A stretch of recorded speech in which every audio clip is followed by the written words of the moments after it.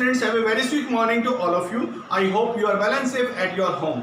जी हाँ बच्चों, आप घर पे बिल्कुल ठीक ठाक होंगे और रोज का काम रोज कर रहे होंगे, ऐसी मैं आपसे उम्मीद करता हूँ। बेटा, लास्ट लेक्चर में हमने स्टडी किया था प्रेजेंटेशन के बारे में कि प्रेजेंटेशन क्या होता है। जब हम किसी भी स्टैटिकल डाटा को एग्जिबिट करते हैं ताकि दूसरा कोई व्यक्ति उसे आसानी से अंडरस्टैंड कर ले, उसे साफ साफ वो चीज़ समझ में आ जाए और उस पर वो एनालाइज या कंक्लूजन निकाल सके, तो ऐसी स्टडी को हम प्रेजेंटेशन बोलते हैं। प्रेजेंटेशन की मैंने फॉर्म भी बताई थी।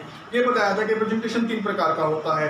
पहले प्रकार का प्रेजेंटेशन होता है टेबलर प्रेजेंटेशन। जी हाँ, दूसरे प्रकार का प्रेजेंटेशन मैंने बताया था आपको कि टेबलर प्रेजेंटेशन होता है। तीसरे प्रकार का प्रेजेंटेशन मैंने बताया था आपको डायग्रामेटिकल प्रेजेंटेशन होता है, जिसकी स्टडी हमने नेक्स्ट चैप्टर्स में करनी है। तो यहाँ क्या स्टडी करनी है? यहाँ हमने स्टडी करनी है टेक्सचुअल प्रेजेंटेशन की और साथ में टेबलर प्रेजेंटेशन की। पहली स्टडी मैं आपको करवाने जा रहा हूँ टेक्सचुअल प्रेजेंटेशन की। टेक्सचुअल प्रेजेंटेशन में क्या होता है? इन टेक्सचुअल प्रेजेंटेशन जो है हम जो स्टडी करते हैं वो करते हैं एक पार्ट ऑफ टेक्स्ट की। जी हाँ, हम एक टेक्स्ट के पार्ट की स्टडी करते हैं, अर्थात या फिर किसी डिस्क्रिप्शन की स्टडी करते हैं जो हमारे सब्जेक्ट मैटर में, जी हाँ, हमारी स्टडी का जो सब्जेक्ट मैटर है उसका डिस्क्रिप्शन अर्थात उसका वर्णनात्मक वर्णन, अर्थात वो शब्दों में लिखा हुआ वर्णन जो होता है उसे डिस्क्रिप्टिव जो है वो मैटर कहते हैं, उसकी जब हम स्टडी करते हैं तो ये हमारा प्रेजेंटेशन टेक्सचुअल प्रेजेंटेशन कहलाता है। इसमें या तो टेक्स्ट होना चाहिए या फिर उसका डिस्क्रिप्शन की फॉर्म में जो है वो डाटा राइट अप होना चाहिए। जी हाँ मेरे बच्चों, हम जो इसमें प्रेजेंटेशन देते हैं वो प्रेजेंटेशन जो है डिस्क्रिप्शन प्रेजेंटेशन के नाम से भी जानी जाती है।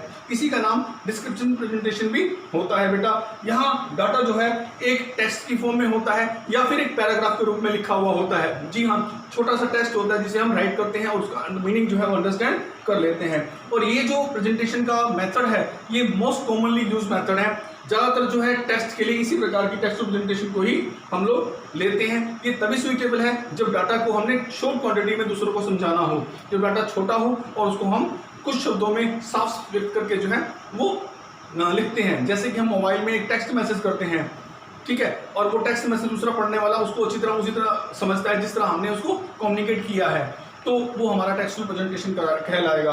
मेरे बच्चों के एग्जाम्पल से समझने की कोशिश करते हैं, एग्जाम्पल से और ज़्यादा क्लियर हो जाएगा।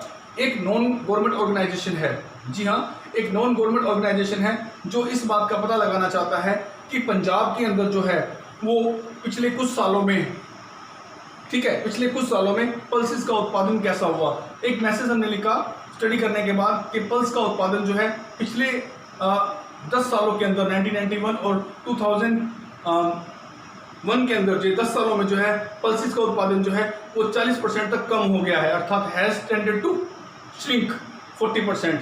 और मीनवाइल उसी समय उसी पीरियड के दौरान जो है राइस का उत्पादन या व्हीट का उत्पादन जो है 20% तक एक्सपेंड हुआ है।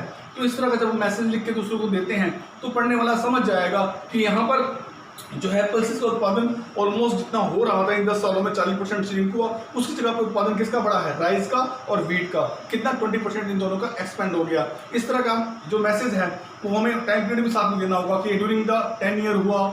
तो इस तरह के मैसेज जो हैं वो टेक्स्ट के मैसेज होते हैं। और इनकी सबसे बड़ी ड्रॉबैक्स भी मैं आपको बता दूं बच्चा, क्योंकि ड्रॉबैक्स भी आपने पढ़नी है। ये क्वेश्चन ऑलमोस्ट 4 या 6 मार्क्स के अंदर आ जाया करता है।